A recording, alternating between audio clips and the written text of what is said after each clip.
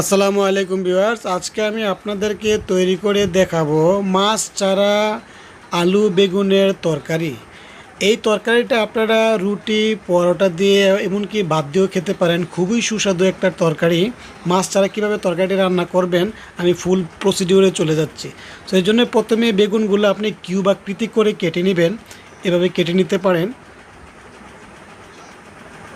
So okay, বেগুনগুলো কাটার পরে এখন আপনি এখানে একটা বা দুইটা ছোটো সাইজের আলু দিয়ে দিবেন।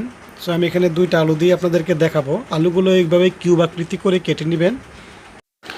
এখানে একটা টমেটো কেটে নিয়েছি। সো এখন চলে যাচ্ছে সরাসরি রান্নায়। এখানে একটা কড়াইতে হালকা গরম হয়ে আসলে তেল দিয়ে দিব, পরিমাণ মতো তেল দিয়ে দিবেন। তেল দিয়ে দেওয়ার পরে এখানে আমি দিয়ে দিব 1 কাপ পেঁয়াজ কুচি। ওকে, পেঁয়াজটা হালকা ভেজে নিব। হালকা ভাজার পরে এখন আমি এই পর্যায়ে দিয়ে দিব এখানে আদা রসুন বাটা। তো আমি দিয়ে দিচ্ছি আদা রসুন বাটা। আদা রসুন বাটাটা পেঁয়াজের সাথে হালকা কষায় নিব,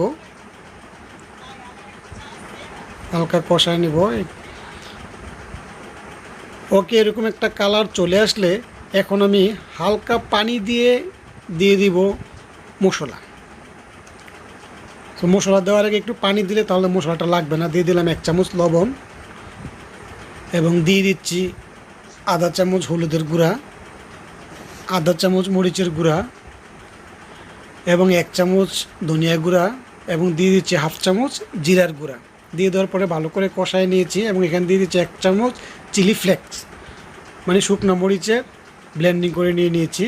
তো এখন ভালো করে সবগুলা মশলা একসাথে কষায় নেব। যখন তেলটা উপরে চলে আসবে তখন মনে করবেন আপনার কষানো হয়ে গিয়েছে। তো কষানোর মধ্যেই টেস্ট আপনার পাওয়া যাবে। ভালো করে কষানো হলে ভালো টেস্ট হবে। তো এই পর্যায়ে দিয়ে দিচ্ছি কিউব আকৃতির টমেটো। তো ধুয়ে রাখা টমেটোগুলো দিয়ে দিলাম। টমেটোগুলো এভাবে ম্যাশ করে আপনারা ভালো করে মশলার সাথে কষায় নেবেন, হালকা সিদ্ধ করে নেবেন, এভাবে ম্যাশ করে দিবেন। তো এখন দিয়ে দিচ্ছি পরিষ্কার করে রাখা কিউব আকৃতির বেগুন এবং সাথে দিয়ে দেব আলু বেগুন দিয়ে দেওয়ার পরে ভালো করে মশলার সাথে মিশিয়ে নেওয়ার পরে ভালো করে কষায় নেব। সো আমি এখন একটু ডেকে দিব। বেগুনের মধ্যে যে পানিটা থাকে ওই পানিটা দিয়ে প্রথমে আমি কষাবো। যত ভালো করে কষাবেন ততই ভালো টেস্ট হবে। প্রথম পানি দিবেন না, বেগুনের পানিটা দিয়ে আপনি ভালো করে কষাই নেবেন। সো এইভাবে আপনি মিডিয়াম আঁচে 10 থেকে 15 মিনিট রান্না করবেন, তাহলে আপনার কষানো হয়ে যাবে।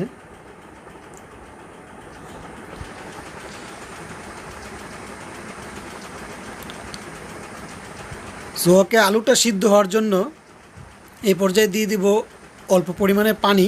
আলুটা সিদ্ধ হতে যতটুকু পানি লাগে, আপনারা যদি কেউ ঝোল পছন্দ করেন তাহলে একটু বেশি পরিমাণ দিতে পারেন, তবে ঝোলটা কম দিলেই টেস্টটা ভালো হবে। তো আমি অল্প পরিমাণ পানি দিয়ে দিলাম। এই যে ব্লক আসার পরে, যখন আপনার ব্লক আসার পরে এখানে চুলার জালটা একটু কমাই দিব। কমাই দেওয়ার পরে আলুটা সিদ্ধ হওয়া পর্যন্ত আমরা রান্না করব। সিদ্ধ হয়ে গিয়েছে। এখন এই পর্যায়ে দিয়ে দিচ্ছি কয়েকটি কাঁচামরিচ ফালি করে কেটে দিয়ে দিলাম এবং এখানে দিয়ে দিচ্ছি পরিমাণ মতো ধনিয়া পাতা। তারপর এখানে দিয়ে দিব 1/2 চামচ গরম মশলা। সো এখন দিয়ে দিচ্ছি 1/2 চামচ গরম মশলার গুঁড়া। গরম মশলার গুঁড়া দেওয়ার পরে তারপর একটু মিশিয়ে নামিয়ে ফেলব। সো ভিউয়ার্স, এভাবে খুব সহজে আপনারা মাছ চারা তৈরি করতে পারেন আলু বেগুন তরকারি, এবং এটা খেতে খুবই সুস্বাদু। যে কোনো পরোটা, রুটি বা ভাত দিয়েও খেতে পারেন। সো ভিউয়ার্স, ভিডিওটি ভালো লাগলে অবশ্যই লাইক কমেন্ট শেয়ার এবং সাবস্ক্রাইব করে রাখবেন নতুন নতুন আরও ভিডিও পাওয়ার জন্য। সো আবারও চলে আসবো নতুন আরেকটি ভিডিও নিয়ে। সেই পর্যন্ত সবাই ভালো থাকুন এবং আমার চ্যানেলটিকে সাবস্ক্রাইব করে রাখুন।